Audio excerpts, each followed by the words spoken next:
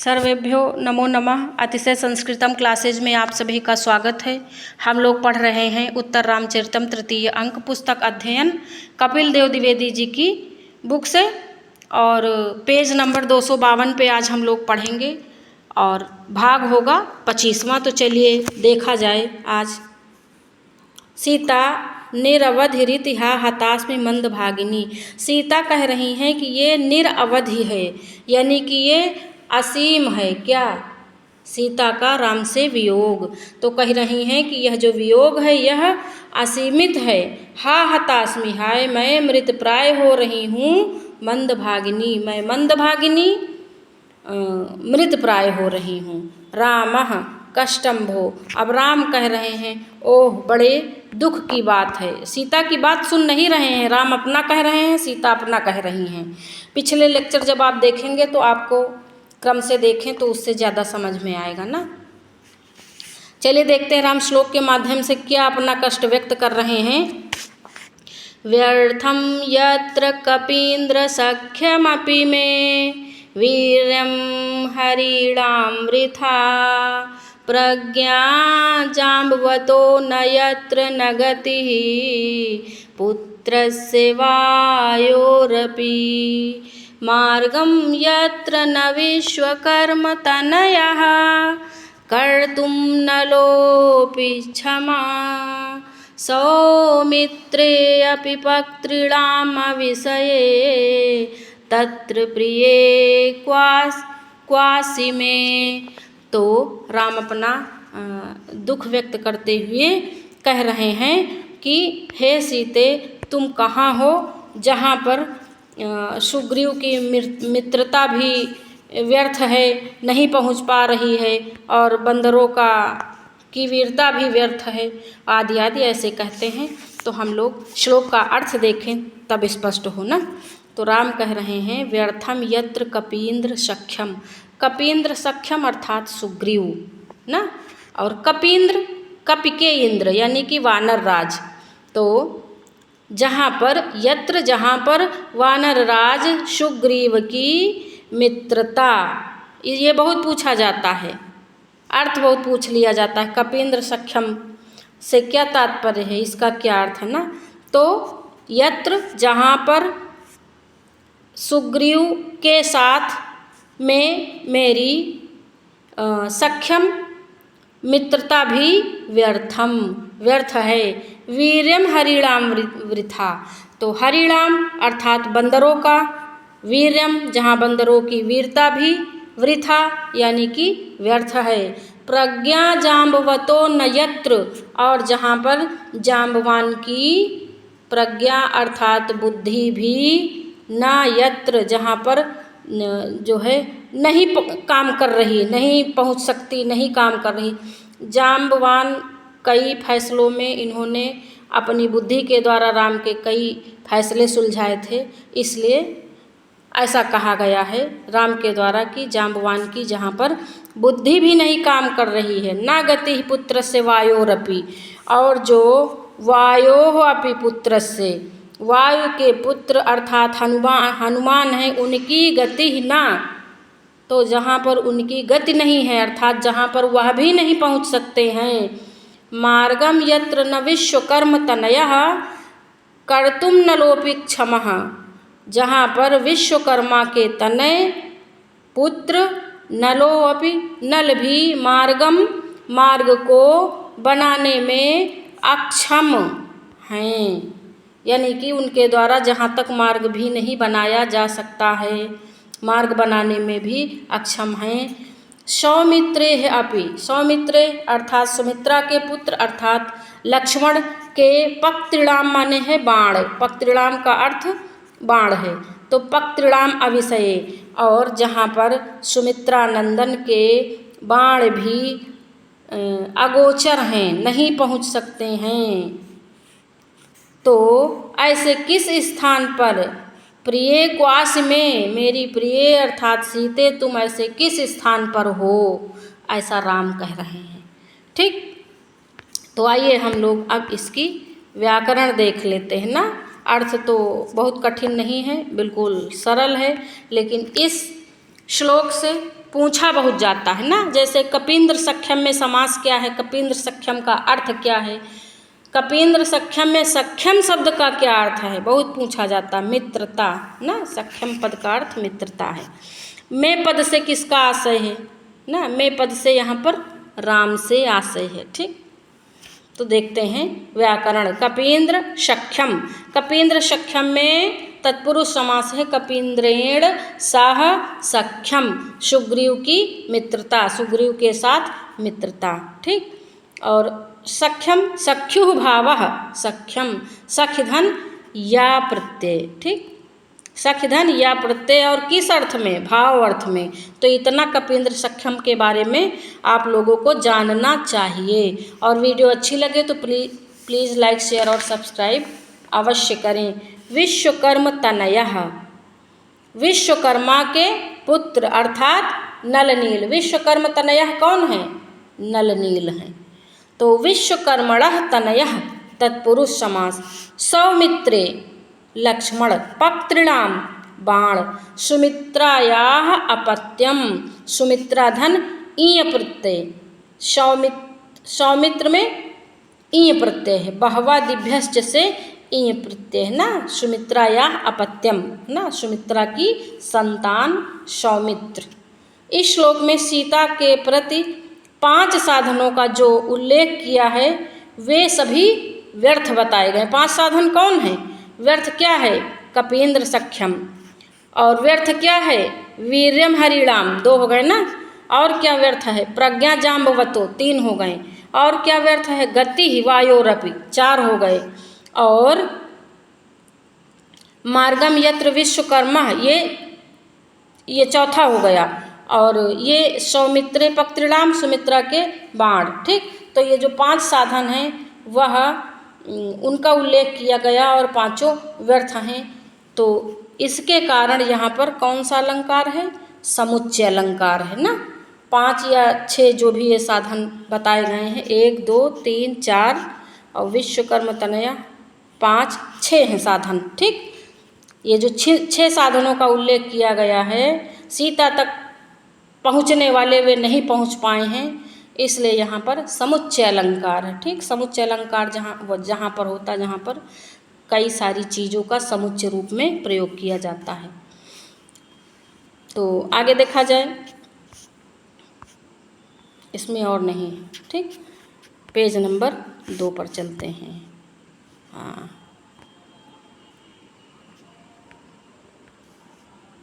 Page number 2। Sita बहुमानितास्मि पूर्व विरहे। सीता कह रही हैं कि बहुमानितास्मि, बहुमानितास्मि माने मैं बहुत सम्मानित हुई हूँ। किससे, पूर्व विरहे, जो पहले मेरा विरह हो गया था उस विरह के संबंध में मैं बहुत सम्मानित हुई हूँ। किसके द्वारा, राम के द्वारा। सीता तो जानती थी कि मेरा परित्याग कर दिया है राम ने, तो जरूर कुछ गड़बड़ रही होगी, लेकिन अब सीता ये सोच रही हैं कि अरे मैं तो बहुत सम्मानित हो रही हूँ। रामः सखि वासन्ति दुखायैव सुहृदाम इदानीम राम दर्शनम। राम कह रहे हैं सखी वासन्ति दुखायैव, दुख ही सुहृदाम इदानीम, राम दर्शनम, राम का जो दर्शन है वह इदानीम इस समय, सुहृदाम यानी मित्रों को, दुखाययु दुख देने वाला ही है। कियंचिरम त्वाम रोदयिष्यामि, मैं कियंचिरम कब तक तुमको रुलाता रहूँगा। रोदयिष्यामि शब्द का प्रयोग हुआ है ना, तो मैं कब तक तुमको रुलाता रहूँगा। तद अनुजानी ही माम गमनाए, अब मुझे जाने की अनुमति दीजिए। कौन कह रहा है, राम कह रहे हैं। अनुजानी माने आज्ञा दीजिए जाने की। राम अब जाना चाह रहे हैं दंडकारण्य से, तो उनसे वासंती से अनुमति मांग रहे हैं। आइए इसकी व्याकरण देख लेते हैं। बहुमानितास्मि, बहुत सम्मान की बात है। बहुमान धन इतच धन टाप प्रत्यय। ठीक, और बहुमान की व्याकरण 2 तरह से बनेगी, बहुमान इतच धन टाप और बहुमान ऋच कत धन टाप, ऐसा 2 प्रकार से बनेगी ना। पूर्व विरहे, पहले विरह की अवस्था में। पूर्वः विरह तस्मिन् कर्मधारे, पूर्व विरह में कर्मधारय समास है। आगे इसका देखते हैं। दुखाययु, दुखाययु दुख हो गया। राम दर्शनम, रामस्य दर्शनम षष्ठी तत्पुरुष। ठीक।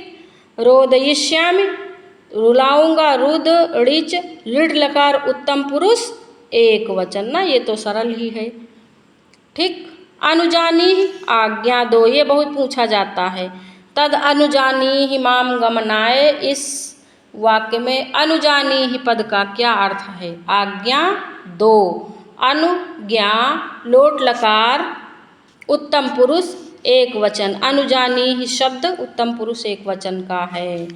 आगे देखा जाए। सीता सोद्वेग मोहम तमसाम आश्लेष्य, सीता उद्वेग और मोह के साथ तमसा का आलिंगन करती हैं। हा भगवत तमसे गच्छतीम इदानीम आर्यपुत्रः, गच्छत इदानीम आर्यपुत्रः। सीता कह रही हैं उद्वेग और मोह के साथ तमसा का आलिंगन करके कि हे भगवत तमसे आर्यपुत्र इस समय जा रहे हैं। किम करोमि, मैं क्या करूं? इति मूर्छति, ऐसा कहकर मूर्छित हो जाती हैं। तो आगे देखा जाए इसकी व्याकरण देख लेते हैं ना। शोद्वेग मोहम, घबराहट और मोह के साथ। उद्वेगश्च मोहश्च द्वंद्व समास। ठीक। ये पद पहले भी आया है, द्वंद्व समास है। और ताभ्याम सहितम यथा स्यात् अव्ययी भाव समास। उद्वेग और मोह में द्वंद्व समास, और सोद्वेग मोहम है ना, इसलिए अव्ययी भाव समास भी हो जाता है। तो आगे देखा जाए कि अब क्या है। तमसा वत से जानकी, समासुषि समासुषि। तमसा कह रही हैं पुत्री जानकी धैर्य धारण करो, धैर्य धारण करो। विधिस्तावत अनुकूलो भविष्यति, विधि तुम्हारे अनुकूल होगा। अच्छा, विधि शब्द स्त्रीलिंग है कि पुल्लिंग है, ये बताएं। तद आयुष्मतो कुशलवयोर वर्षद्भिः मंगलानि संपादयितुं भागीरथी पदान्तिकम एव गच्छावः। तो कह रही हैं कि तद आयुष्मतो, यानी आयुष्मतो कौन? आयुष्मतो यानी कि चिरंजीव। कुशलवयो, कुश और लव। आप कह रही हैं अतः आयुष्मतो आयुष्मान कुशलवयो, कुशलव की। वर्षर्धि, वर्षर्धि माने वर्षगांठ, वर्षगांठ के मंगलानि मंगलाचारों को संपादयितुम संपादित करने के लिए, पूरा करने के लिए किस लिए आई थी? कुशलव की जो 12वीं वर्षगांठ थी उसके लिए ही तो ये तमसा और सीता जी आई थी। तो वही कार्य अब ये राम वाम बीच में मिल गए हैं, वही काम इनका मुख्य था। भागीरथी पदांतिक, भागीरथी पदांतिकम एव गच्छावः। तो संख्या मंगल ग्रंथ जो है उसे संपादित करने के लिए भागीरथी के पदांतिक यानी कि चरणों के समीप गच्छावः चलते हैं। गच्छावः इसलिए क्योंकि दो लोग हैं ना, गच्छामि गच्छावः, दो लोग हैं ना द्विवचन में, तमसा और सीता जी, इसलिए गच्छावः कहा। ठीक। तो आगे देखते हैं। वर्षर्धि का देख लेते हैं। ये यहाँ पे वर्षस्य रिद्धि ही तत्पुरुष समास ना, रिद्धि का अर्थ है बढ़ना। तो 12 वर्ष पूर्ण हो गए हैं ना, इसलिए तस्य मंगलानि तत्पुरुष समास। वर्षगांठ के अवसर पर किया जाने वाला जो पूजा पाठ होता है उसे ही संख्या मंगल ग्रंथि कहते हैं। भागीरथी पदांतिक, तो भागीरथ्या पादयोः अंतिकम तत्पुरुष समास। ठीक, ऐसा होगा। अब यहाँ पे देखते हैं। सीता भगवती प्रसीद, भगवती प्रसन्न हो। भगवती से तात्पर्य तमसा से है। भगवती तमसा प्रसन्न हो। क्षण मात्रम अपि दुर्लभ दर्शनम जनम पश्यामि। कह रही हैं तमसा, थोड़ा सा प्रसन्न हो, थोड़ी सी कृपा करो। क्षण मात्रम अपि, क्षण भर, दुर्लभ दर्शनम, दुर्लभ दर्शन, जन्म पश्यामि, दुर्लभ दर्शन जन को देख लूँ। यहाँ जन शब्द से तात्पर्य राम से है। दुर्लभ दर्शन आर्यपुत्र को देख लूँ, ऐसा भी होगा। ठीक, कौन कह रहा? सीता कह रही। इसका बहुत पूछा जाता है, ये इम्पॉर्टेंट है, इसको ध्यान देंगे। ठीक, तो दुर्लभ दर्शन में समास भी देख लेते हैं, जिनका दर्शन दुर्लभ है। दुर्लभम दर्शनम यस्य तम बहुव्रीहि समास। ठीक, दुर्लभ दर्शन कौन है? राम है। अब चलते हैं हम लोग पेज नंबर 3 पे।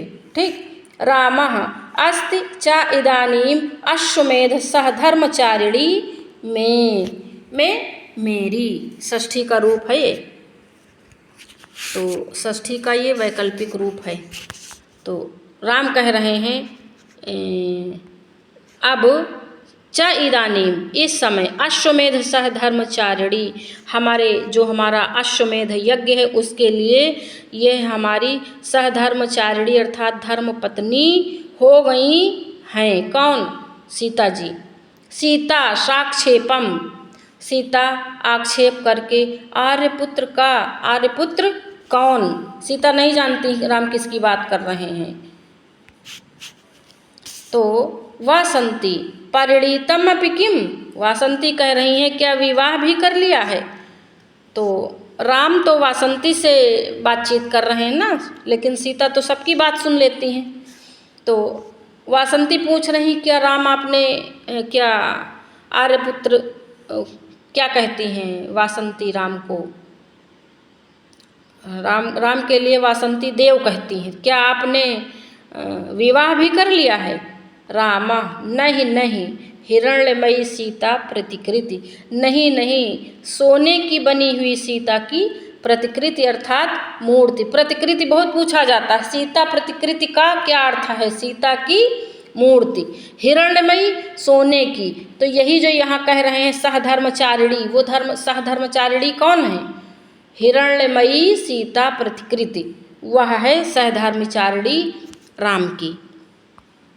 सीता सोच्छवास्त्रम आर्यपुत्र इदानीमसि त्वं, सीता सोच्छवास माने लंबी सांस लेकर, शास्त्रम आंसुओं से भरी आँखों वाली सीता जी कहती हैं आर्यपुत्र इदानीम, आप इस समय भी, इदानीमसि त्वं, आप वही हैं। अहो उत्खातित इदानीम में परित्याग शल्यम आर्यपुत्रेण, यह बहुत इम्पॉर्टेंट है। अभी तक सीता नाराज थी ना, क्योंकि उनका परित्याग राम ने कर दिया था, वो कारण भी नहीं जानती थी। लेकिन अब यहाँ पे देखिए कह रही हैं कि उत्खातित इदानीम, उखाड़ दिया है इस समय में मेरे परित्याग शल्यम, मेरे परित्याग रूपी शल्य अर्थात कांटे को आर्यपुत्रेण, आर्यपुत्र के द्वारा उखाड़ दिया गया है। अर्थात इसका क्या अर्थ है कि जो आर्यपुत्र ने, कह रही हैं कि आज मेरे परित्याग रूपी कांटे को निकाल दिया है। अब सीता नाराज नहीं है राम से, यह तात्पर्य है। तो आगे चलते हैं। अच्छा, पहले हम लोग इसका कुछ जो व्याकरण देख लेते हैं। तो ऊपर से देखते हैं, ऊपर से शुरू करना पड़ेगा ना, ये यहाँ से सहधर्मचारिणी का देखते हैं। ये यहाँ पे सहधर्मचारिणी अश्व में, सहधर्मचारिणी यानी कि सहधर्मचारिणी धर्मपत्नी के रूप में, अश्वमेधाय सहधर्मचारिणी तत्पुरुष समास। ठीक, सहधर्म अश्वमेध सहधर्मचारिणी में तत्पुरुष समास। और अब देख लेते हैं परिणीतम, परिणीतम का देख लेते हैं।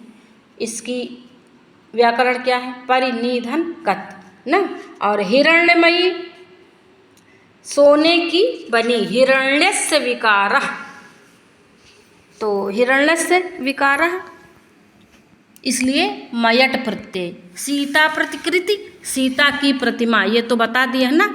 सीतायाः प्रतिकृति तत्पुरुष समास, उत्खातितम यानी निकाल दिया है, उखाड़ फेंका है। ठीक, उत्खन धन कत प्रत्यय उत्खात, परित्याग शल्यम, परित्याग रूपी कांटे को, परित्याग एव शल्यम कर्मधारय समास। परित्याग शल्यम में कौन सा समास है? परित्याग शल्यम में तत्पुरुष समास है, वो कर्मधारय समास है। परित्याग एव शल्यम कर्मधारय समास। आगे देखा जाए कुछ है? अच्छा, इसमें नहीं है। अब हम लोग चलते हैं पेज नंबर 4 पे। तत्रापि तावद वाष्प दिग्धम चक्षुर्विनोदयामि। राम कह रहे हैं कि तत्रापि वह जो हिरण्यमयी मूर्ति है, तावद वाष्प दिग्धम उसी से मैं जो बाष्प दिग्धम आंसुओं से भरे हुए मेरे नेत्र हैं, चक्षुर्विनोदयामि उन नेत्रों को, विनोदयामि माने उनका मनोरंजन करता हूँ या उन्हें बहलाता हूँ। किससे? वह जो स्वर्णमयी सीता की मूर्ति है उससे मैं अपने अश्रुपूर्ण नेत्रों को बहलाता हूँ, ऐसा होगा। सीता धन्या खलु सा या एवं आर्यपुत्रेण बहुमन्यते। अब सीता क्या कह रही हैं? सीता कह रही हैं धन्या खलु सा, धन्या खलु सा वह धन्य है। सा कौन? सा से किसका तात्पर्य है? सा से तात्पर्य है उस मूर्ति से, हिरण्यमयी मूर्ति से। धन्या सा खलु का हिरण्यमयी मूर्ति ना, या एवं आर्यपुत्रेण बहुमन्यते जिसको आर्यपुत्र इतना अधिक मानते हैं, जिसको आर्यपुत्र अधिक मानते हैं। किसको? हिरण्यमयी मूर्ति को। या एवं आर्यपुत्रम विनोदयन्त्या आशाबंधनम खलु जाता जीवलोकस्य। जो आर्यपुत्र का विनोदयन्त्या माने मनोरंजन करती हुई जीवलोकस्य संसार के लिए आशा बंधनम आशा का बंधन खलु जाता हो गई है। तात्पर्य यह है कि वह जो स्वर्ण की मूर्ति है वह धन्य है। सीता कह रही हैं जिसको आर्यपुत्र इतना मानते हैं और जो आर्यपुत्र का मनोरंजन करती हुई संसार के लिए आशा का बंधन हो गई है, ऐसा। तो अब हम लोगों ने 4 पेज पढ़ लिए हैं। अब इनकी जो व्याकरण हमने बताई है उसको हम लोग रिटन में देख लेते हैं। ये यहाँ से ना, कपींद्र सख्यम सुग्रीव की मित्रता। सख्यम का अर्थ मित्रता से है। कपींद्रेण साह सख्यम तत्पुरुष समास। सख्यम सख्यु भावः सखिधन या, भाव अर्थ में या प्रत्यय, यही हमने बताया था ना। तो व्याकरण हम इसलिए लिख देते हैं कि किसी भी प्रकार का कन्फ्यूजन ना रह जाए, इसलिए व्याकरण हम जरूर देते हैं। और व्याकरण से बहुत सारे प्रश्न बनते हैं, पूछे जाते हैं, इसलिए व्याकरण जब तक नहीं आएगी बात नहीं बनेगी। तो विश्वकर्म तनयः, विश्वकर्मा के पुत्र अर्थात नल नील। विश्वकर्मणः तनयः तत्पुरुष समास। सौमित्रे लक्ष्मण, सौमित्रे का अर्थ लक्ष्मण से है। पक्त्रिणाम का अर्थ बाण से है, बहुत पूछा जाता है ये भी। पक्त्रिणाम शब्द का क्या अर्थ है? बाण। सुमित्रायाः अपत्यम, सुमित्रा धन ईय, ये भी बहुत पूछे जाते हैं ना। ये संतान वाले, जो जिसकी संतान होता है ना, जैसे दौष्यंतिम, सौमित्र, ये सब बहुत पूछे जाते हैं ना। बहवा दिभ्यश्च से ये प्रत्यय है। तो इस श्लोक में सीता की प्राप्ति के 5 साधनों का, 5 नहीं 6 साधनों का, श्लोक में गिनिए 6 साधन मिलते हैं। जो उल्लेख किया गया है वे सभी व्यर्थ हैं। इन 6 साधनों का उल्लेख होने के कारण समुच्चय अलंकार, मैंने बताया था जब भी आप किसी भी श्लोक का अच्छे से अर्थ जान लेंगे तो आपके लिए अलंकार समझना बहुत ही आसान हो जाएगा।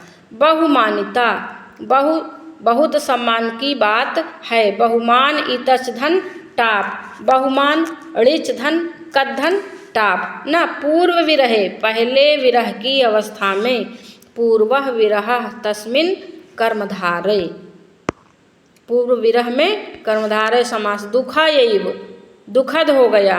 राम दर्शनम, रामस्य दर्शनम तत्पुरुष समास। रोदयिष्यामि रुलाऊंगा किसको, वासंती को। रुद धन ऋच धन लिट उत्तम पुरुष एक वचन। अनुजानीहि आज्ञा दो, अनुज्ञा लोट उत्तम पुरुष एक वचन। सोद्वेग मोहम घबराहट और मोह के साथ। उद्वेगश्च मोहश्च, ध्यान से देखना ना, उद्वेग और मोह में तो द्वंद्व समास है, लेकिन जब इसके साथ सा लगा है ना आगे उपसर्ग, तो ताभ्याम सहितम यथा स्यात् तथा अव्ययी भाव। ठीक, अव्ययी भाव हो जाता है जब आगे उपसर्ग लगा होता है। वर्षर, इसको थोड़ा सा ब्लर आ गई है ये, तो आप लोग मैनेज कर लेना, हम बोल देंगे तो उससे समझ लेना। ठीक, वर्षर्धि वर्षस्य रिद्धि तत्पुरुष समास। तस्य मंगलानि तत्पुरुष समास। वर्षगांठ के अवसर पर किए जाने वाले पूजा पाठ। भागीरथी पदांत, भागीरथ्याः पादयोः अंतिकम तत्पुरुष समास।